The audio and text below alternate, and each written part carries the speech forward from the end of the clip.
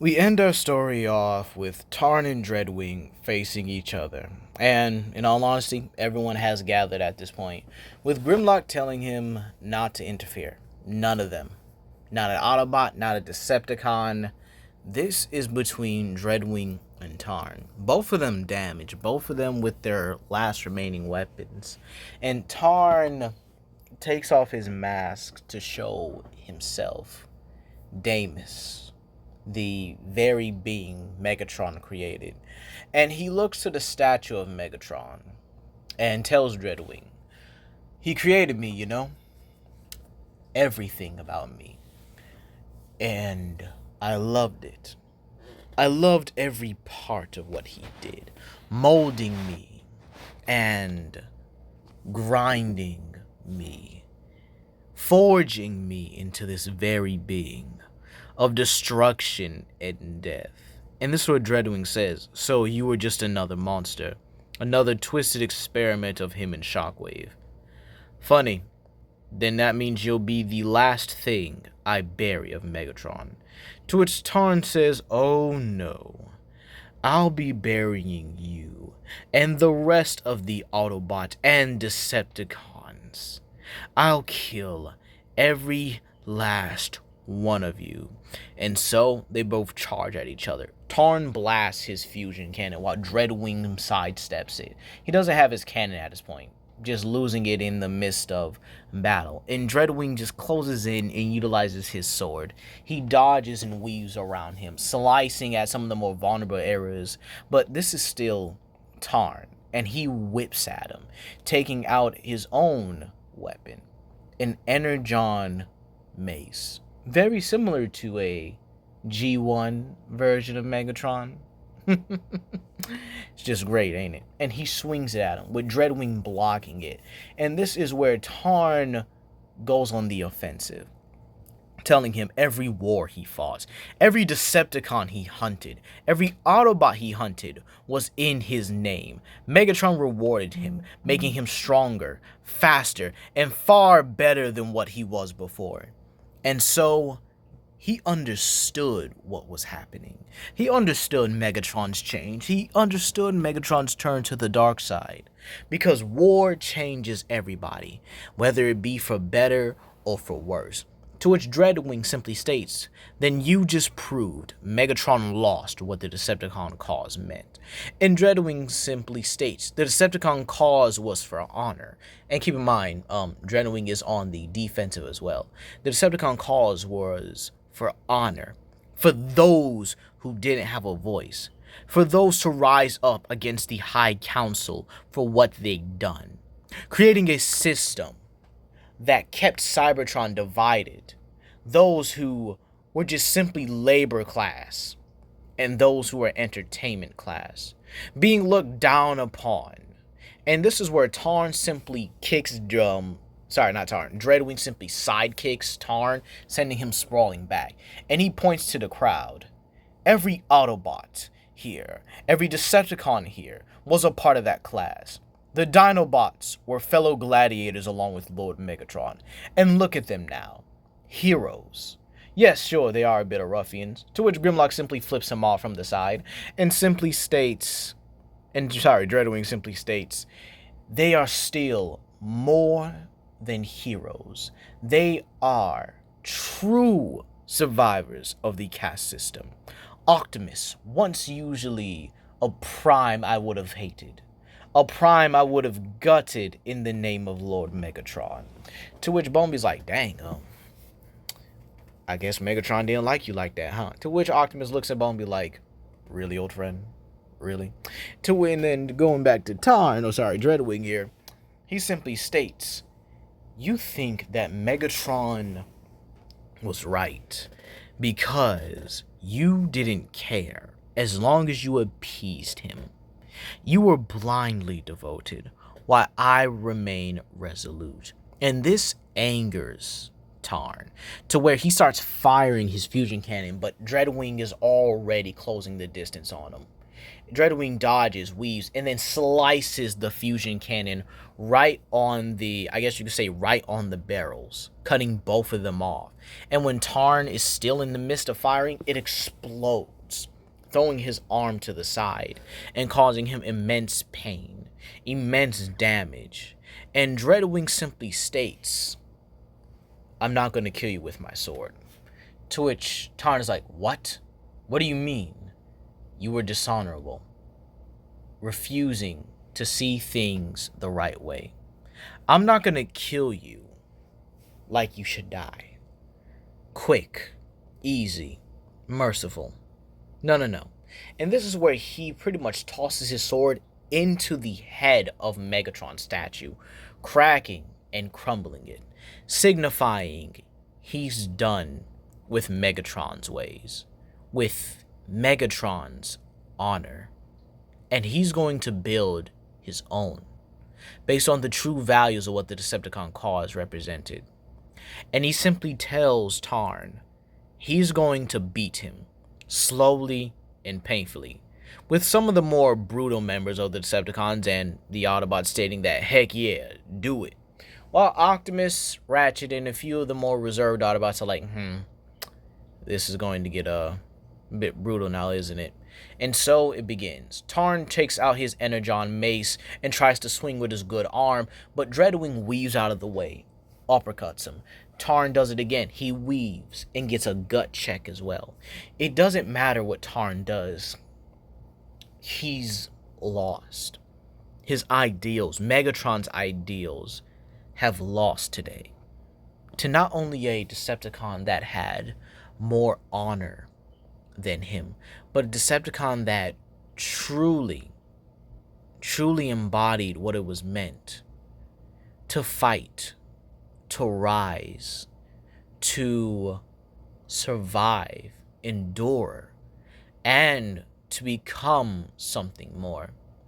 Dreadwing beats Tarn to death, slowly, and keeps monologuing about how he changed, how Optimus changed him, how Optimus showed him the way, showed him that there was a better path entirely, and how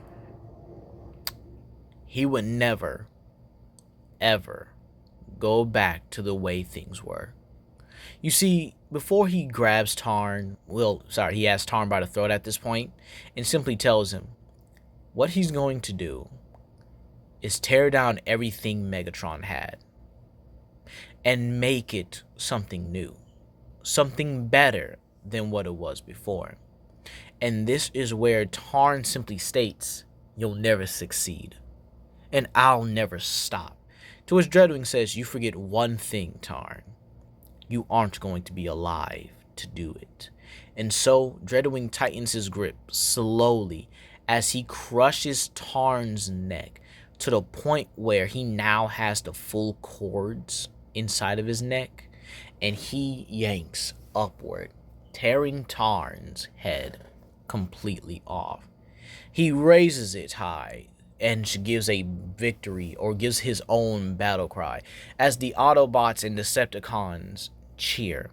Now the threat is over. But what now? It's truly over. They've restored Cybertron. They've gotten the Allspark back. And, well, they dealt with one of their biggest threats of all time. Or so they kind of thought. You see, back on Earth, something still happens. And it's always going to be there. That being Megatron's revival. He still comes back and everything. I mean, there's no way you're going to leave a body on Earth and he just doesn't come back, right? Couldn't be Starscream's because he fell into the smelting pit.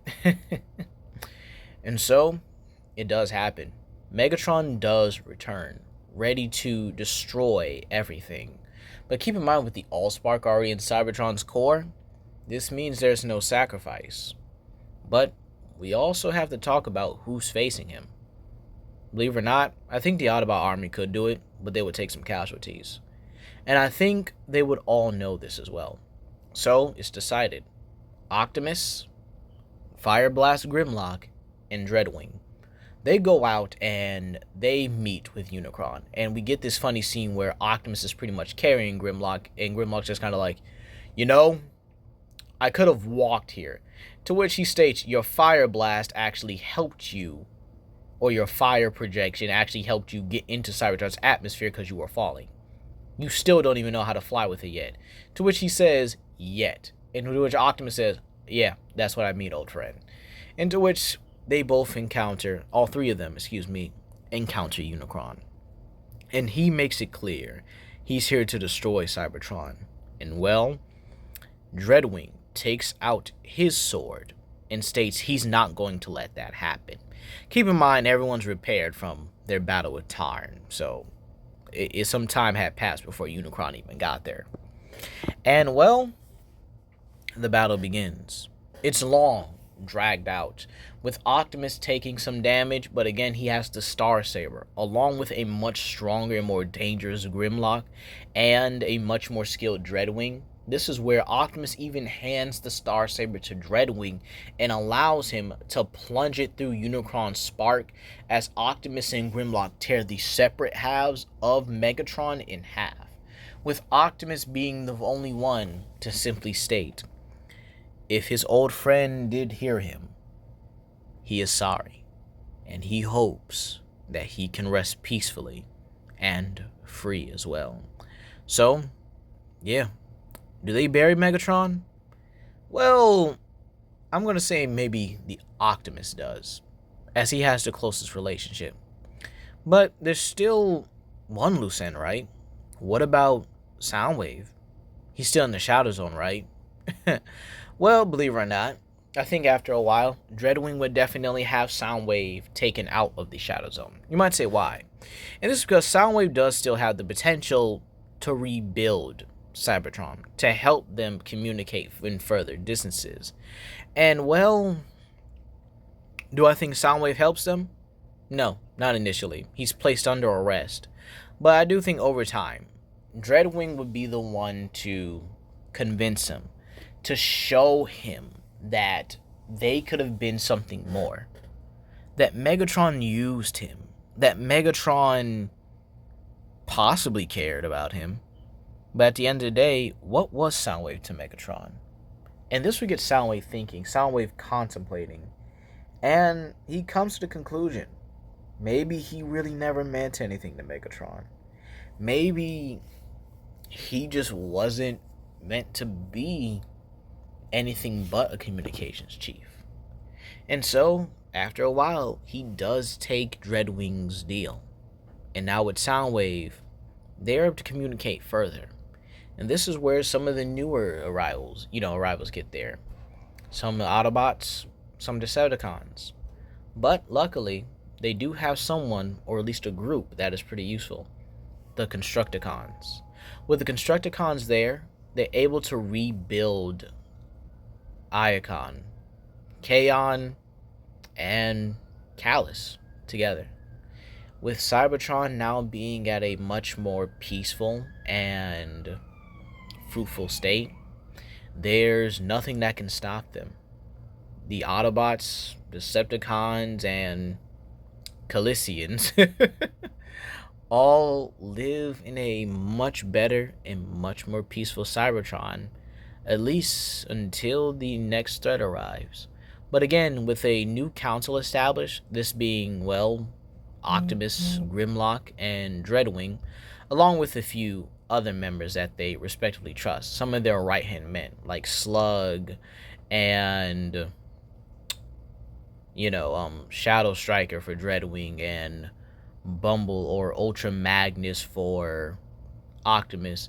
By the way, if you're wondering where Arachnid is in timeline, she's with Grimlock and Callus.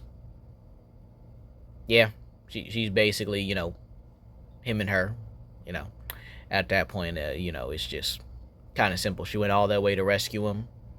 And by the way, this means that some of the Predacons actually do become elite guards or Hunger or the Abominus team actually become some elite guard members.